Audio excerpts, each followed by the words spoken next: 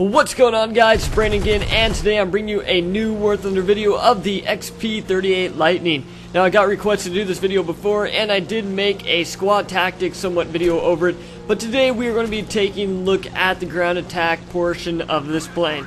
Now, as I've said before, the P-38 and XP-38 Lightning are my favorite planes in War Thunder and from World War II.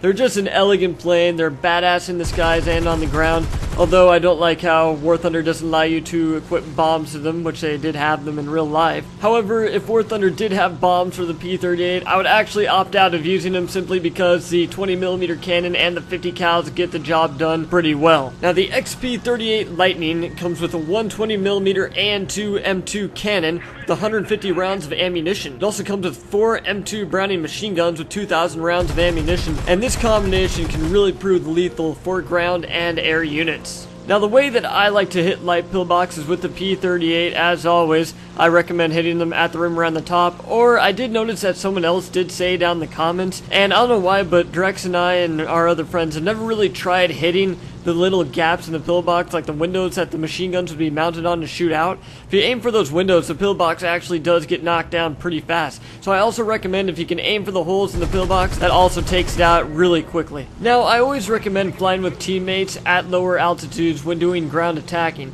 However, the P-38 and XP-38 Lightning really seem like they can hold their own in a dogfight down low if you get into trouble.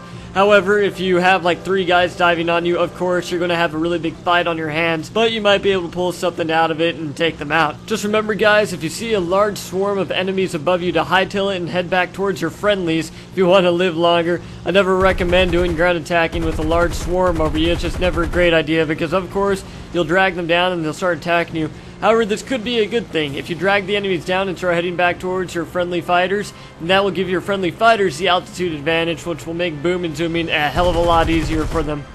Now, another thing you want to watch out for while you're flying the P-38 and XP-38 is I feel it's kind of a mix between the P-47 and P-51 for pulling up. If you've watched my P-47 and P-51 videos, then you'll understand what I mean. The P-47 is a tub for pulling up from a pillbox run, and the P-51 is like a slingshot. It's just out of there in no time. So just make sure when you're flying the P-38s that you give yourself enough room to pull up. I don't want to see you guys slamming into trees now. Okay, really quick, let's go ahead and talk about ammo consumption. The cannon gets 150 rounds of the cannon ammo, and the M2 Browning machine guns get 2,000 rounds, like I said before. Now, ammo consumption is everything. The cannon rounds are going to go pretty fast, and the Browning machine gun rounds are going to go pretty fast. So, like I said in my PBJ video, if you can, and you're not seeing me doing it in this video, and I'm very disappointed in myself for not doing it, I highly recommend that you learn how to alternate between keys and guns. That way you can fire off your cannon rounds when you need to, and you can also fire off your M2 Browning machine gun rounds when you need to. That way you aren't wasting a ton of ammo on the same pillbox. Now, what you're seeing here is my friend and I switching from the ground attack role to the dogfighting role, and my friend KB there goes ahead and blows the tail clean off that bow fighter and it slams into that mountain.